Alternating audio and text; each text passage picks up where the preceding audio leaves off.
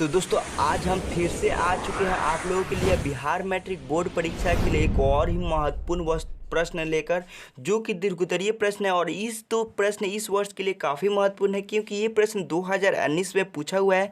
तो इतिहास का एक प्रश्न जो है वो हमारा चैप्टर नंबर 2 समाजवाद एवं साम्यवाद से है। इसके बाद हमारा समाजवाद एवं साम्यवाद समाप्त हो जाएगा और चैप्टर 1 और चैप्टर 2 का आप लोगों को कंप्लीट वीडियो मेरे प्लेलिस्ट में देखने को मिलेगा।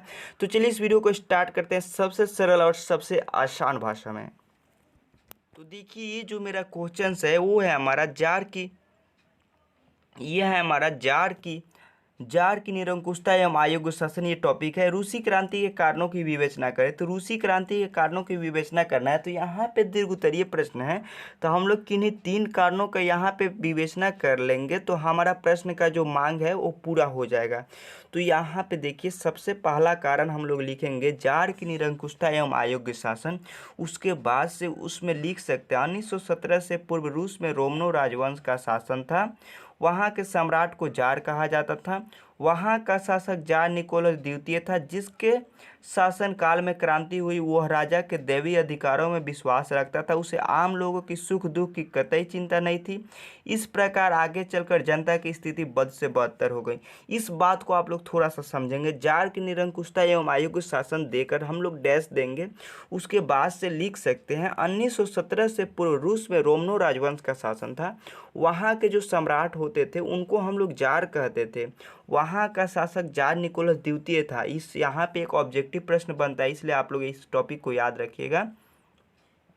वहाँ का शासक जो था वो हमारा जार निकोलस द्वितीय था, जिसके शासन काल में क्रांति हुई। वह राजा के दैवीय अधिकारों में विश्वास रखता था। उसका मतलब कहने का मतलब है सीधी सीधी बातों में, मेरे पापा मतलब राजा हैं तो हम ही राजा बनेंगे, मतलब राजा के दैवीय अधिकारों में विश्वास रखता था। यानी उस मतलब आप लोग इस बात को समझ सकते हैं, जो वो ऐसा नहीं समझता था कि हमको जनता ने राजा बनाया। ये समझता था कि मेरे पापा या दादा जो भी हैं वो राजा थे, इसीलिए हम राजा बने हैं। तो देवी अधिकारों में विश्वास रखता था।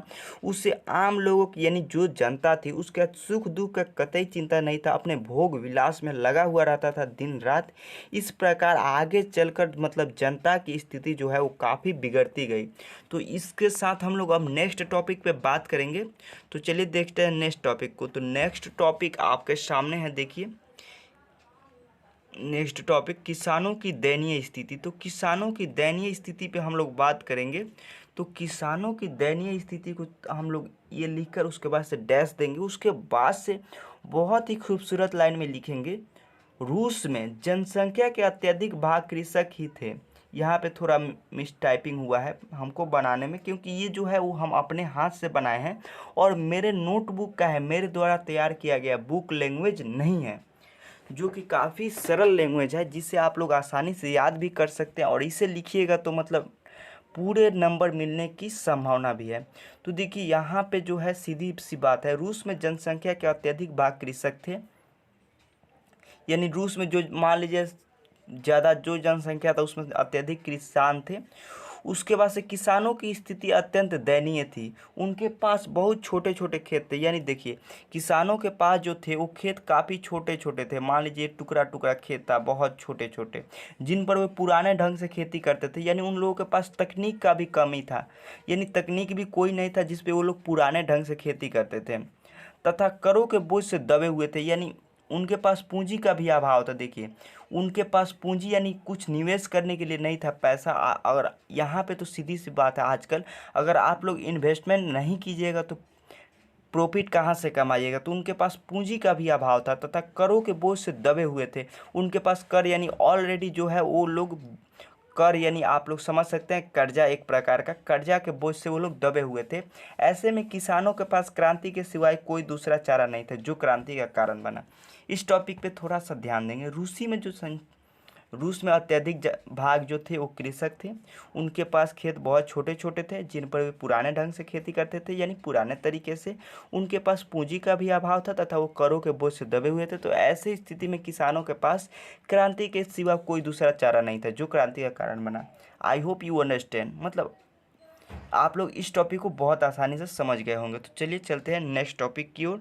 तो देखिए अगला टॉपिक जो है काफ़ी महत्वपूर्ण टॉपिक है। देखिए ये है हमारा मजदूरों की दयनीय स्थिति, मजदूरों की दयनीय स्थिति। तो देखिए रूस में जो था मजदूरों की दयनीय स्थिति थी।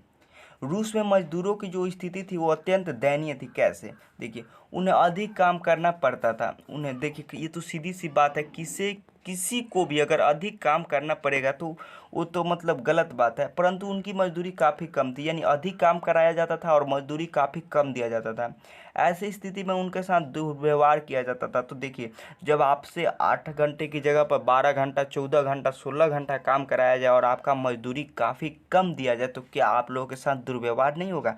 सेम ऐसा ही कंडीशन उन लोगों के साथ हो रहा था, रूसी मजदूरों के साथ।